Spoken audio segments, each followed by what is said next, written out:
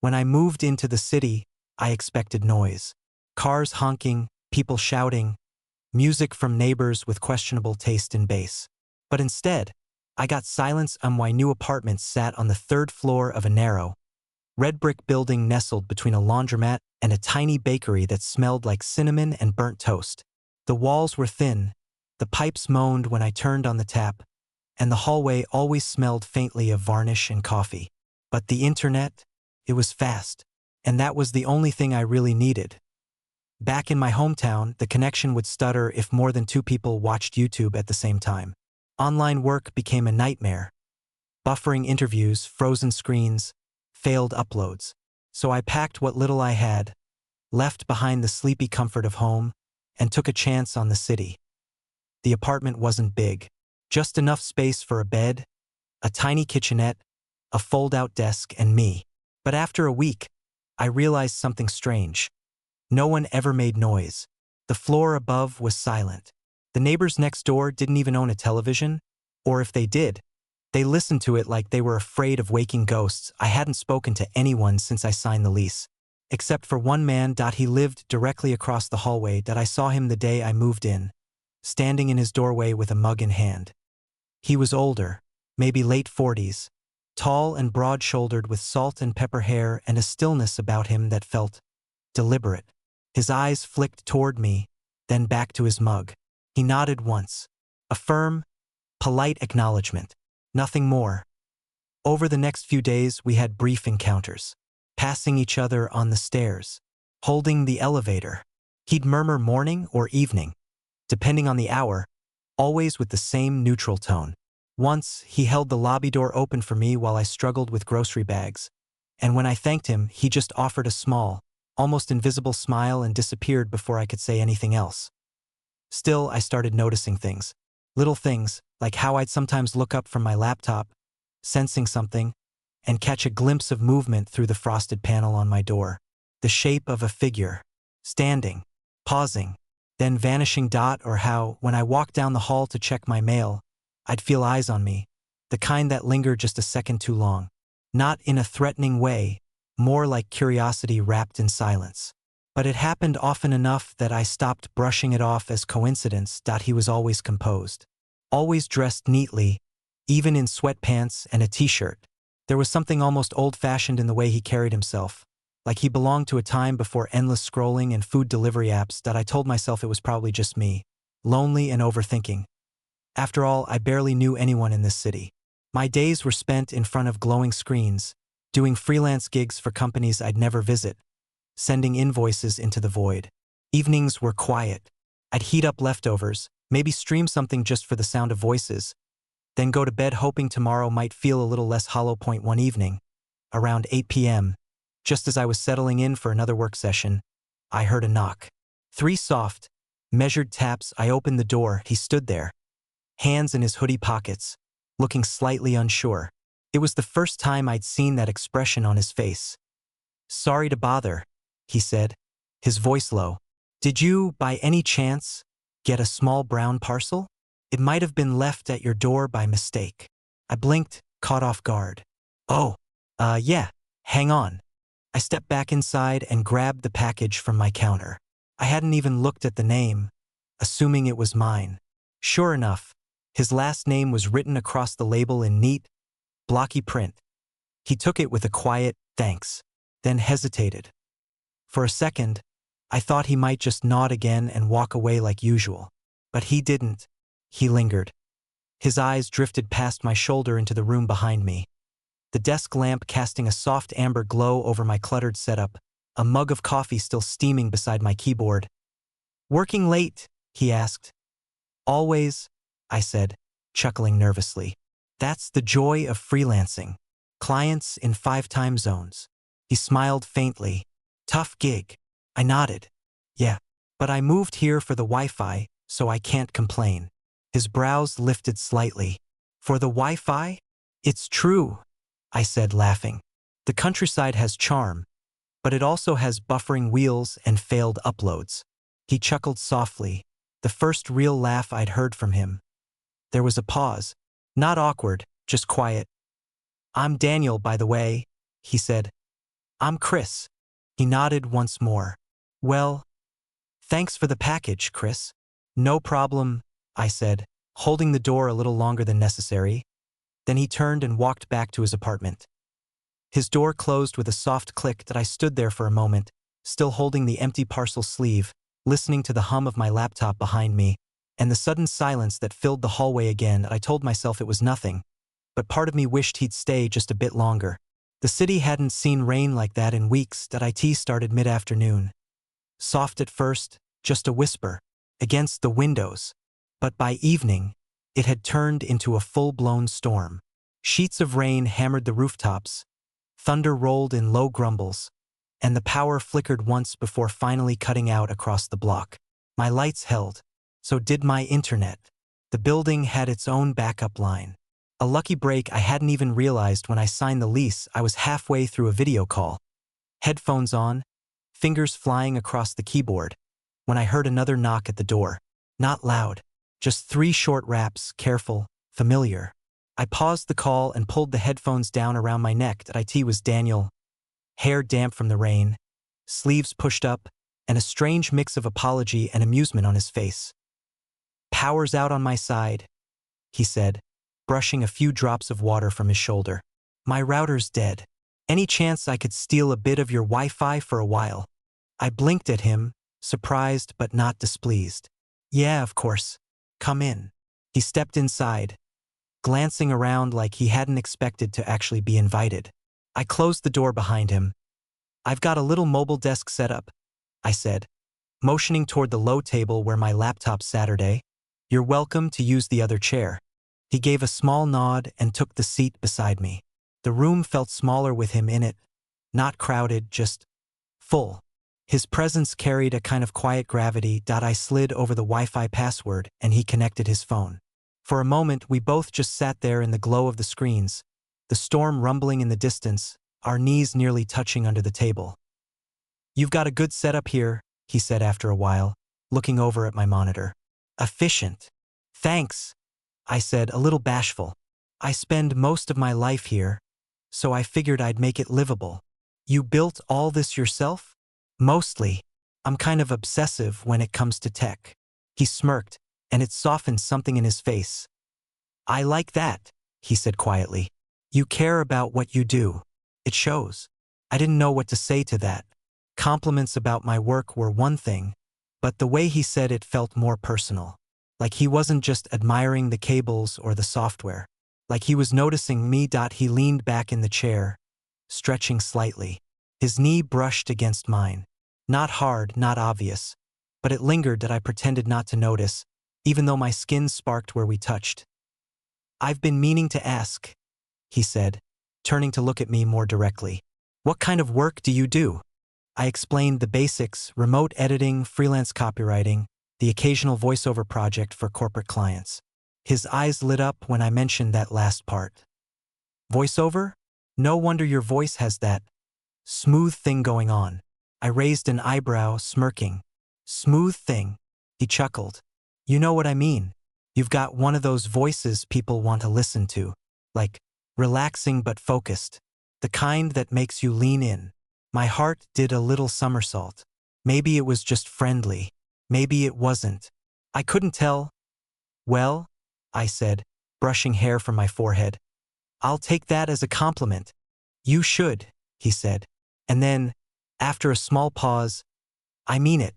The room felt warmer suddenly, even though the rain kept tapping at the window and the wind hissed through the narrow street below.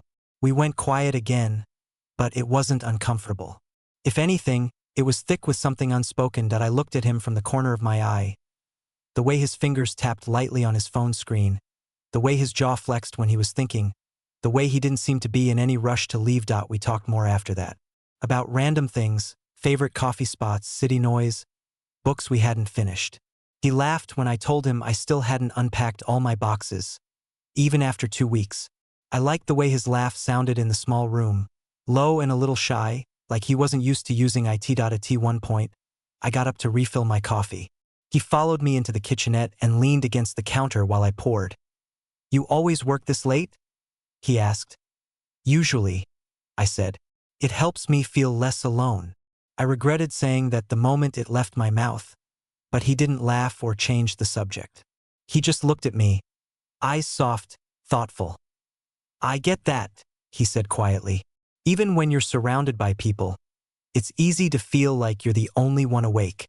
I nodded that we stood like that for a moment, two strangers sharing something fragile and unspoken. Eventually, he glanced at his phone and exhaled. Looks like the power's back.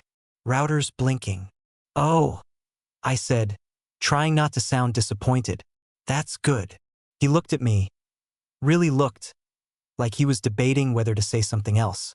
But then he gave a small smile and said, "Thanks again for letting me crash your workspace."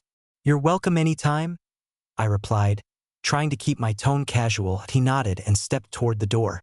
I followed, heart thudding for reasons I didn't fully understand. As he opened it, he turned back slightly, his hand resting on the frame. "You've made this place feel warm," he said. "It suits you." Then he was gone. And just like that, the quiet came rushing back in, filling the space where his presence had been. I sat back at my desk, the screen still glowing, but I couldn't focus. Not really. When he left, the silence in the room felt heavier, as if something had been left unsaid. After that stormy night, something changed. Daniel didn't knock again right away. A few days passed. The usual silence returned, and I convinced myself it had all been in my head. Maybe he was just neighborly. Maybe he had a gift for making simple moments feel heavier than they were. But then it started. First, it was a light bulb that he knocked one evening, holding a desk lamp with a lopsided grin. I think I broke the socket trying to be clever. "You any good with this stuff?" I let him in. The repair barely took 10 minutes, but he stayed for coffee. We talked about favorite cities, the chaos of moving, the best local bakeries. His laughter came easier now, like something had cracked open in him. Just a little. The next time it was sugar, then an HDMI cable, then advice on whether his phone was acting weird or just old. Each visit came with a different excuse, but always with the same rhythm. A knock, a pause, a small smile. And each time I felt myself getting used to it, looking forward to it, that I caught myself doing ridiculous things. Brushing my hair twice before answering the door, changing shirts even though I hadn't spilled anything, pretending to still be typing as he passed by in the hallway, as if I wasn't hoping he'd stop. That IT was absurd. I didn't even know if he was into men, and I certainly wasn't trying to seduce him. But the attention, the way he looked at me when he thought I wasn't paying attention, it stirred something I hadn't felt in a long time. One afternoon, I heard him humming in the hallway, just a quiet tune under his breath as he sorted his mail. He stopped outside my door, and without knocking, called through it, "You eat yet?" I opened it and blinked. "Sorry." "Dinner," he said, a bit sheepish now. "I cooked too much." "You free?" That was how I ended up in his apartment for the first time. IT was warmer than I expected. Soft lighting, wood furniture, plants in the corners, a guitar in the corner gathering dust. His kitchen smelled like garlic and lemon and something slow-cooked. He poured wine like it was routine, not a date, and yet, something about it made my hands tremble just slightly. That we sat across from each other at the small table near the window, city lights blinking faintly outside. Rain drizzled down the glass, quiet and steady. The food was simple but good: pasta, roasted chicken, a salad neither of us touched. We didn't talk much at first, just small comments about the weather, the food, the building. But eventually, as the wine loosened his tongue and my nerves, the conversation drifted deeper.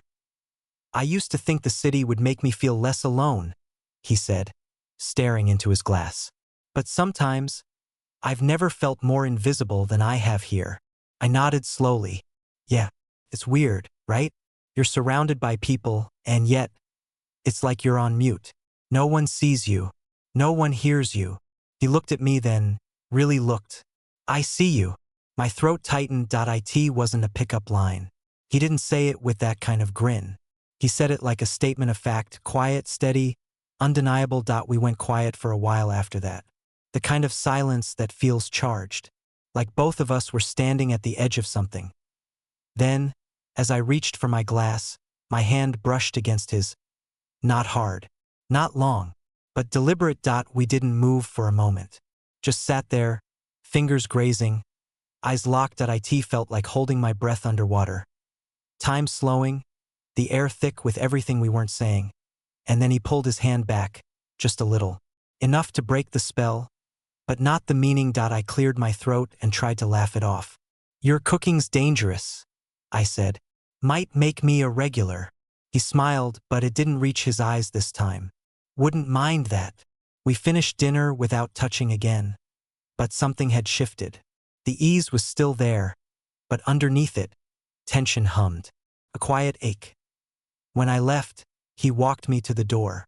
I expected him to say something, anything. A good night, a joke, an excuse to linger. But instead, he just said, "Thanks for coming."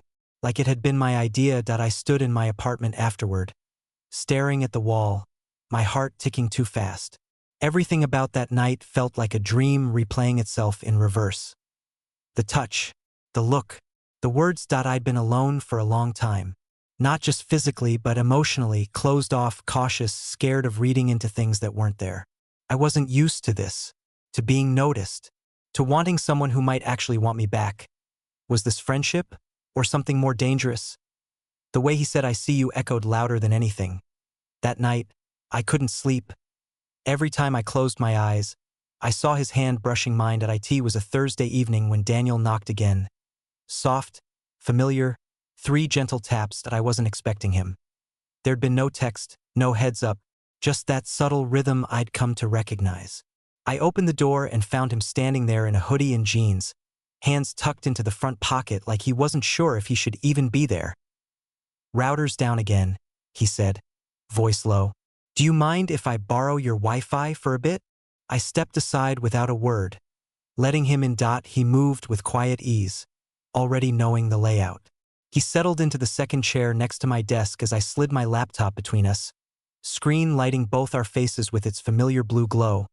For a while, we didn't speak. I opened a blank document and pretended to work, typing a few nonsense lines just to stay busy. He scrolled on his phone beside me, the corner of his mouth occasionally twitching in reaction to whatever he was reading. I wanted to ask what he found funny, just to break the silence, but something in the air told me not to. There was nothing uncomfortable about it, but it wasn't ordinary either. It felt like sitting inside a held breath. Our knees brushed under the table.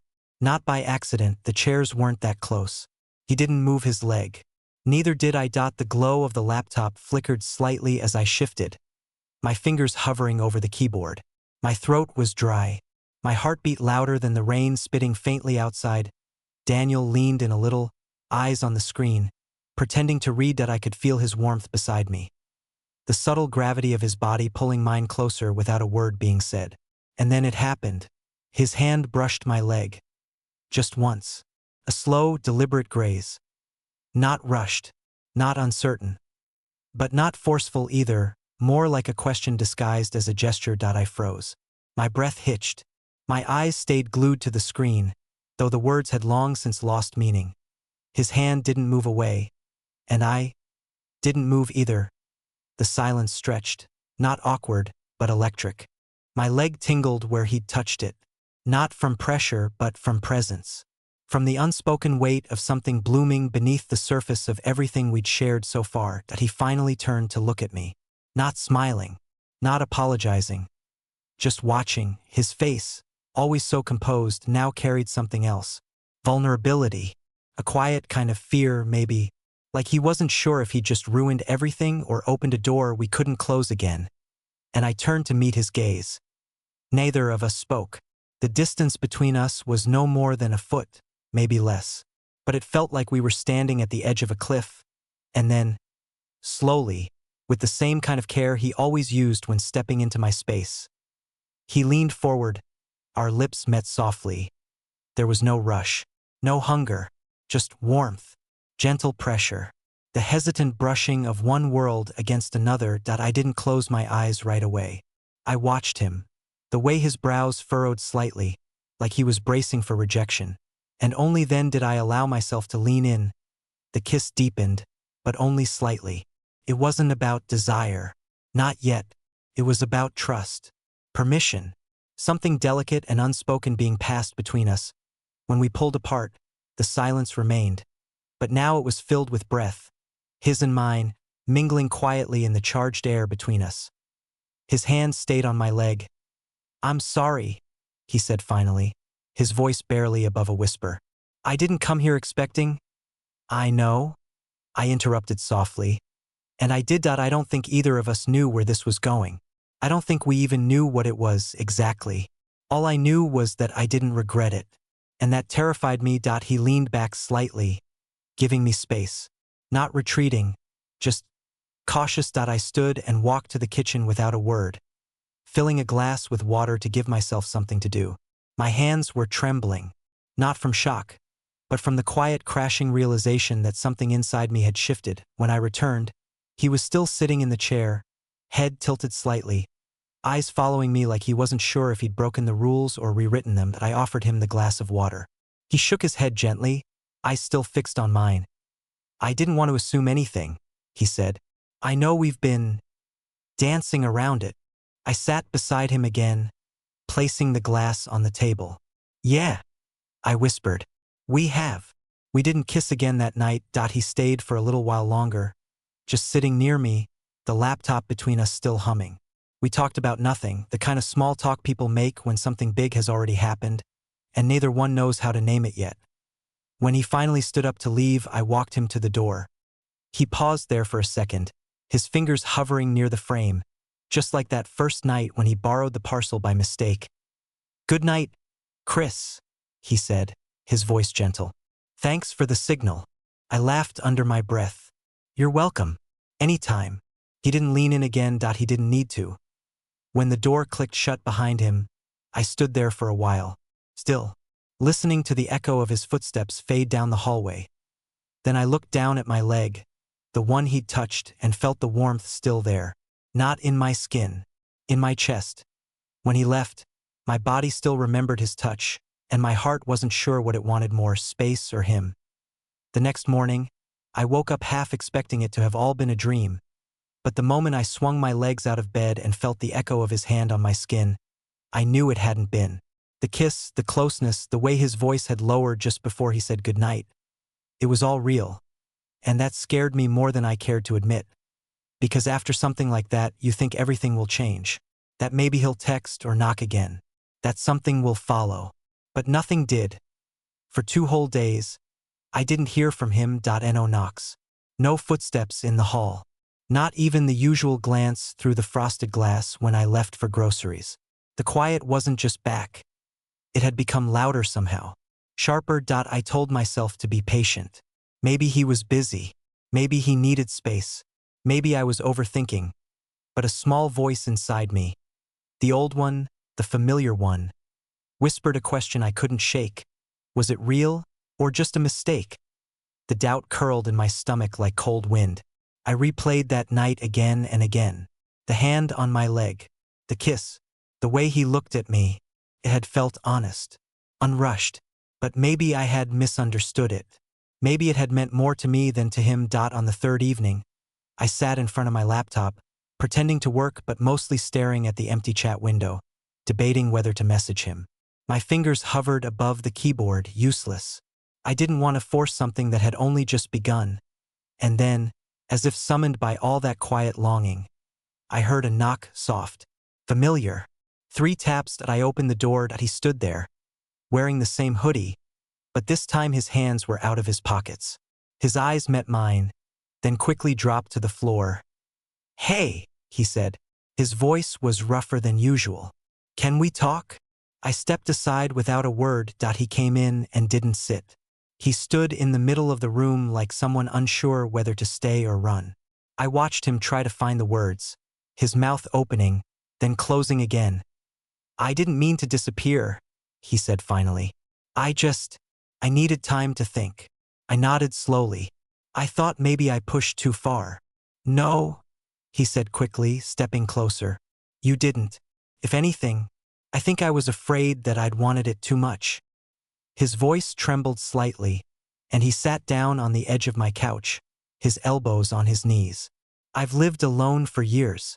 I convinced myself I was fine with it. I made peace with the idea of never being with anyone again. I told myself I was too old to want more. He paused, swallowing hard. But then you moved in, and suddenly the silence I'd gotten used to felt unbearable. You were just there, always working, always kind, and I'd find myself thinking about knocking on your door just to hear your voice for 5 minutes. I sat down beside him, careful not to touch. Not yet. I noticed, I said softly.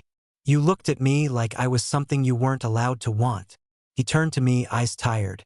Because I didn't think I deserved to want it. A long silence stretched between us. Then I spoke, quietly. I've spent so much of my life feeling like love was something other people got to have. Not me. Like I was too different, too cautious, too invisible. He looked down at his hands. You're not invisible. I smiled faintly. You said that before. Because it's true. This time, when his hand reached for mine, I met it halfway. We didn't kiss right away. We just sat there, hand in hand, letting everything settle between us, letting the honesty of it breathe. His thumb brushed the back of my hand gently, like he was memorizing the feel of it. I don't know what this is, I whispered, but I don't want to run from it. He nodded, his voice just as quiet. Me neither. And then, finally, we leaned in. It wasn't like the first time. That kiss had been cautious, exploratory. This one was slower, deeper. Not lustful, but sure. A confirmation. A silent promise. We stayed close after that. Not in a rush to label it, but not denying it either. He started showing up without excuses. No more fake lamp repairs or sugar runs. Just knocks that meant, I want to be near you. He'd come over and sit on the couch while I worked, legs tucked under him, sipping whatever tea I had. Sometimes he'd read beside me. Sometimes we didn't talk for hours. But it wasn't the silence I'd known before. It was something gentler. Shared point one night. I came home late from a grocery run, arms full of bags, and found him already in my kitchen, sleeves rolled up, cooking pasta. You left your door unlocked, he said casually. Figured I'd surprise you. I didn't ask how he knew my favorite meal. We weren't living together. Not exactly. But the line between his space and mine had started to blur. Just like the one between friendship and something deeper. I started keeping an extra toothbrush by the sink. He left a hoodie on the back of my chair. And sometimes, when the nights stretched long and soft, we'd lie side by side, not talking. Just listening to the hum of the fridge, the sound of the city outside, and the beat of something new taking root between us. Not a fling. Not confusion. Something real. He stopped asking for Wi-Fi after that. Maybe because he'd already found a better connection. Months passed, but I remember each of them like chapters in a quiet, beautiful novel. Our lives, once separate and cautious, slowly folded into one another like the corners of a worn blanket. There were no declarations, no sudden moves. Just the slow, steady rhythm of shared mornings, folded laundry, and unspoken understanding. Daniel cooked more often than I did. He said it relaxed him, said it reminded him of his younger years. Back when he thought love had to look a certain way to be real. I worked most of the day, tucked behind my laptop while he moved around the apartment, humming under his breath or organizing things I hadn't realized were out of place. He never hovered, just existed in the space with me, and somehow, that was more comforting than any music or television ever could be. The awkward silences had disappeared. So had the excuses. There was no need to borrow Wi-Fi anymore. No need to invent reasons to knock. Now, he just came in with a knock that meant I'm here and a kiss on the cheek that meant I missed you. He started calling it our place. At first, he did it by accident, a quiet slip of the tongue. I'll grab something from our kitchen. But over time, he stopped correcting himself. And I stopped pretending it wasn't the most natural thing I'd ever heard. It was strange. How quickly I'd come to rely on him being there. The way he'd read next to me on the couch, his hand gently resting on my knee. The way he'd make 2 mugs of coffee without asking. The way we'd fall asleep back to back, only to wake up tangled together, blankets kicked to the floor. There was peace in the ordinary with him, and laughter, real laughter. The kind that bubbles up from somewhere deep inside, catching you off guard. Like the time I accidentally used salt instead of sugar in a late-night pancake attempt and spat it out dramatically onto the plate, groaning like I was dying. He'd laughed so hard he choked on his tea and nearly fell off the stool.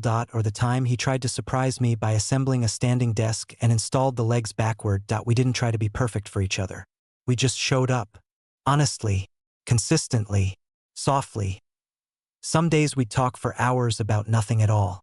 Other days, we'd go the entire evening with only glances, shared smiles, or the occasional hand squeeze. But even in silence, I never felt alone. Because I knew he was there, just on the other side of the room, or the other side of the bed, or the other side of my heart, keeping it warm. One evening, we sat on the balcony. It had become our favorite place. 2 chairs, 1 shared blanket, a small table where we placed mugs of hot tea and the occasional bottle of red wine. The city pulsed beneath us, lights flickering like distant stars, cars humming down the streets, life carrying on just far enough away. Daniel leaned back in his chair, arms crossed, his gaze distant but content. "I was thinking," he said, "we should upgrade the Wi-Fi." I snorted. "Again? It's already better than what NASA had when they sent people to the moon." "True," he said, smirking. "But maybe it's time to stop pretending we need an excuse for all this." I looked at him, really looked. The way the city lights painted soft amber highlights in his graying hair. The relaxed way he sat. Not guarded like before, but open, comfortable. "Home. You already upgraded it," I said, smiling. "The day you walked in and asked to borrow it." He chuckled. "You really think that's when this started?" "Maybe not," I said. "But it's when I stopped feeling like I was the only one awake." He reached for my hand under the blanket, held it gently, like something sacred. "You make this place feel like somewhere I want to be," he said. "Like I belong. I haven't felt that in a long time." "You do," I whispered. "You always have." We sat there a while longer, no need to fill the silence. The city breathed beneath us, and the stars flickered like old street lamps overhead. Eventually, I rested my head on his shoulder, and he leaned into me slightly, his cheek brushing the top of my hair. Nothing needed to be said. This wasn't a secret anymore. It wasn't temporary. It was ours. Some people find love through grand gestures. Candlelit dinners, handwritten letters, midnight flights. I found it through a knock on the door, a borrowed Wi-Fi signal, and a man who once stood quietly in a hallway, too afraid to say hello. Now he kissed me goodnight without hesitation. Now he danced with me barefoot in the kitchen on Saturday mornings. Now he left little notes on my keyboard when he knew I was going to have a rough day. He didn't fix my loneliness. I did that, but he sat beside me while I learned how. He didn't rescue me. He just made the space feel safe enough for me to grow. And that was enough. More than enough. I came here for better connection speeds, but what I really found was him.